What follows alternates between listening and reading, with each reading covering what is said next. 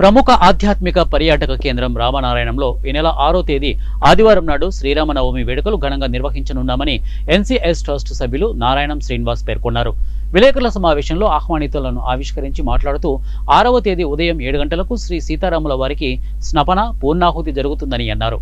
సాయంత్రం 5 గంటలకు వైశాఖ ఆగమానుసారంగా కీర్తిశేషులు శ్రీమాన్ అగ్నిహోత్రం శ్రీనివాసాచార్యులు గారి శిష్య బృందం వారిచే తిరుమల తిరుపతి దేవస్థానములు శ్రీ వెంకటేశ్వర వేద విజ్ఞాన పీఠం వేద పండితులు వేద విద్యార్థుల వేద పఠనం నడుమ మరియు విశాఖపట్నానికి చెందిన చైతన్య సోదరులచే సాంప్రదాయ సంగీతం సాహిత్య సమ్మేళనంతో శ్రీ వైభవ వెంకటేశ్వర స్వామి వారి ఆలయం ప్రధాన అర్చకులు శ్రీ గోపినాంబాల శేషాచార్యుల వారి వ్యాఖ్యానంతో అంగరంగ వైభవంగా అపురూపంగా నిర్వహింపబడుతోందని అన్నారు.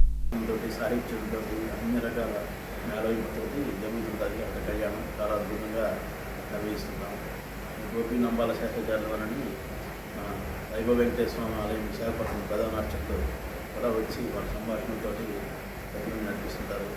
సో ఈ కార్యక్రమాన్ని అందరూ చాలా వేల మంది వచ్చి వీక్షించడం అనేది జరుగుతుంది. వాళ్ళకి అన్ని రకాల సౌకర్యాలు ఏ విధంగా ఇబ్బంది లేకుండా అందరు భక్తులందరూ కూడా ఉదయం నుంచి రాత్రి వరకు వచ్చే వాళ్ళందరూ కూడా ప్రసాదాలు ఏర్పాటు చేయడం, మంచినీళ్ళు తాగడానికి కూడా ఏర్పాటు చేయడం జరిగింది. అలాగే మధ్యాహ్నం పూట వచ్చిన వాళ్ళందరూ కూడా నిత్యాన్న ప్రసాదంలో భోజనం ఏర్పాటు చేయడం జరిగింది.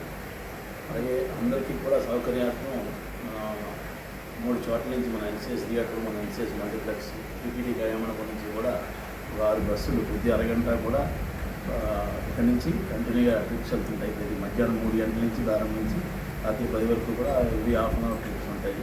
అది ఉచితంగా ఏర్పాటు చేయడం జరిగింది. సన్ స్కూల్ నుంచి అనిల్ గారు బస్సులు ఇవ్వడం జరుగుతుంది.